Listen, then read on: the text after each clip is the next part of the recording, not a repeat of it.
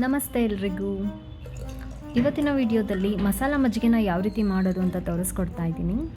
ಮೇಯ್ನಾಗಿ ಬೇಕಾಗಿರ್ತಕ್ಕಂಥ ಇಂಗ್ರೀಡಿಯೆಂಟ್ಸ್ ಏನಪ್ಪ ಅಂತಂದರೆ 1 ಕಪ್ ಮೊಸರು, ಶುಂಠಿ, ಬೆಳ್ಳುಳ್ಳಿ, 1 ಚಮಚ ಜೀರಿಗೆ, ಉಪ್ಪು, ಕೊತ್ತಂಬರಿ ಸೊಪ್ಪು ಮತ್ತು ಕರಿಬೇವಿನ ಸೊಪ್ಪು. ಬನ್ನಿ ಹೇಗೆ ಮಾಡೋದು ಅಂತ ನೋಡೋಣ. ಮೊದಲಿಗೆ 1 ಕಪ್ಪಷ್ಟು ಮೊಸರನ್ನು ಮಿಕ್ಸಿ ಮಾಡ್ಕೊಳ್ತಾ ಇದ್ದೀನಿ ಮಜ್ಜಿಗೆ ಮಾಡ್ಕೊಳ್ಳೋದಕ್ಕೋಸ್ಕರ.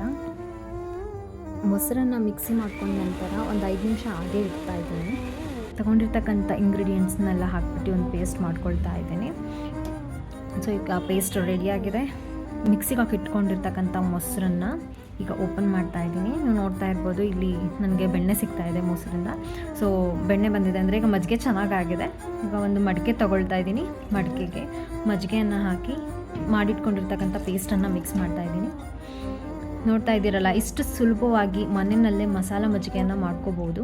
ನಿಮಗೆ ಬೇಕಂದರೆ ನೀವು ಸ್ವಲ್ಪ ಹಸಿಮೆಣಸಿನ್ಕಾಯನ್ನು ಹಾಕ್ಕೋಬೋದು. ಹಾಕಿದ್ರೆ ಟೇಸ್ಟ್ ತುಂಬ ಚೆನ್ನಾಗಿ ಬರುತ್ತೆ. ಈ ಬೇಸಿಗೆನಲ್ಲಿ ನಮ್ಮ ದೇಹನ ಆದಷ್ಟು ತಂಪಾಗಿಟ್ಕೊಳ್ಳೋದು ತುಂಬ ಒಳ್ಳೆಯದು. ಮಡಿಕೆನಲ್ಲಿ ಮಜ್ಜಿಗೆ ಮಾಡ್ಕೊಂಡು ಕುಡಿಯೋದ್ರಿಂದ ಮಣ್ಣಿನ ಒಂದು ಸತ್ವ ಏನಿರುತ್ತೋ ಅದು ಕೂಡ ನಮ್ಮ ದೇಹಕ್ಕೆ ಸೇರಿಕೊಳ್ಳುತ್ತೆ.